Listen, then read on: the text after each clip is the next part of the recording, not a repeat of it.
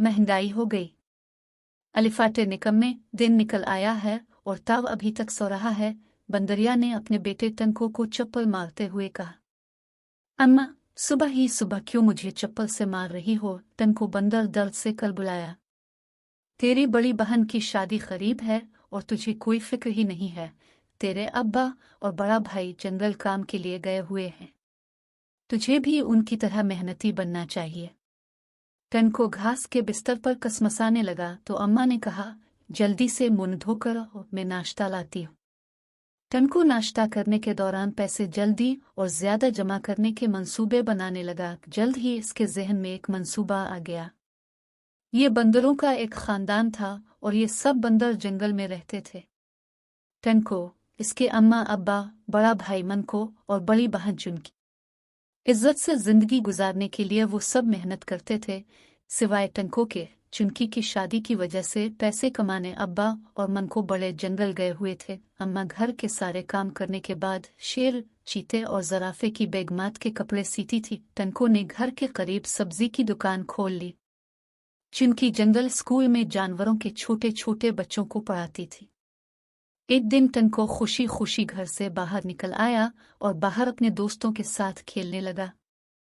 इसके दोस्त भी इसकी तरह अपनी अम्मा का कहना नहीं मानते थे। 12 बज गए थे। चील ने आकर उसे खबरदार किया, टनको, जल्दी से दुकान खोलो, तुम्हारी अम्मा चप्पल लेकर तुम्हें ढूंढ रही है।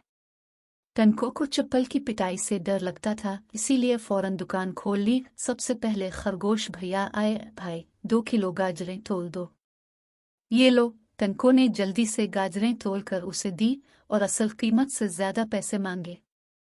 मगर ये तो बहुत ज्यादा हैं। खरगोश भैया ने मुंह बनाया। क्या करूं भैया, महंगाई बढ़ रही है। अगर लेना है तो लो, वरना कहीं और जाओ, टनको मक्कारी से बोला। करीब में कोई दुकान नहीं थी।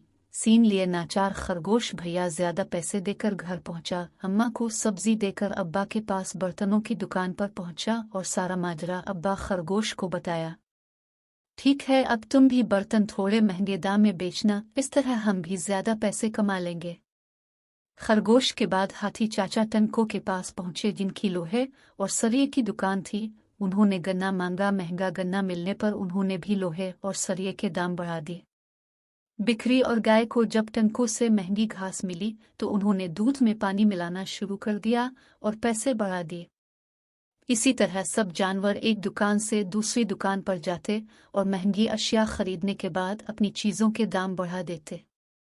अम्मा बंदरिया बहुत खुश थी क्योंकि टनको बेटा उसे रोजाना बहुत से पैसे लाकर दे रहा था। अब उसे अब्बा बंदर और मनको का इंतजार था ताकि वो जल्दी से अपनी बेटी की शादी की तैयारी कर सके। कुछ ही दिनों में वो भी सूटकेस में बहुत सारा सामान लेकर आए थे। फिर अब्बा बंदर और अम्मा बंदरिया खरीदारी के लिए निकले। सबसे पहले वो खरगोश बर्तन वाले के पास गए। बर्तन की कीमतें बढ़ गई थीं। उन्होंने सोचा कि बर्तन बाद में लेंगे, पहले दूसरा सामान ले ले। फिर वो आंटी लुंगड़ी के पास मलबूसात की खरीदारी के लिए गए। अम्मा बंदरिया ने कपड़े की कीमत सुनकर रीछ सुनार से पहले सोने के जेवरात लेने का इरादा किया। सोने की कीमत सुनकर इन दोनों को पसीने आ गए। इस तरह वो जंगल की सब दुकानों पर गए, यहाँ तक कि खरगोश की दुकान पर वापस पहुंचे। आखिर अम्मा बंदरिया से रहा ना गया, फौरन बोली, अभी कुछ दिनों पहले तक तो सब चीजों के दाम मुनासिब थे, अब ऐसा क्या हुआ कि हर चीज महंगी मिल रही है। खरगोश भैया उनकी बात सुनकर हंसने लगे। लो अम्मा जी, आपको टनको ने नहीं बताया कि महंगाई हो गई है।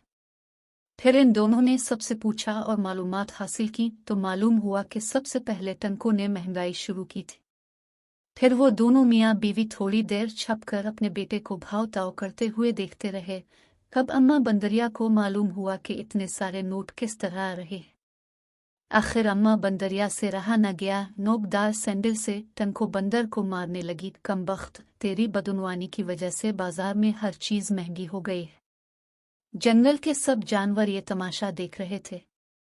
आखिर हाथी और रीछ ने टनको की जान बख्शवाई। टनको अब अपनी हरकत पर शर्मिंदा हो गया था। उसने अपने अम्मा अब्बा के साथ साथ सब जानवरों से न सिर्फ मुआफ़ी मांगी बल्कि कहा कि वो आइंदा मेहनत करके कमाएगा। उधर जंगल का बादशाह शेर भी बाजार का दौरा करने आ गया। इसने रीछ को हिदायत की कि हर चीज़ के नर्ख मुकर्रर किए जाएं और अमल दरामद न करने वालों को सज़ा दी जाए।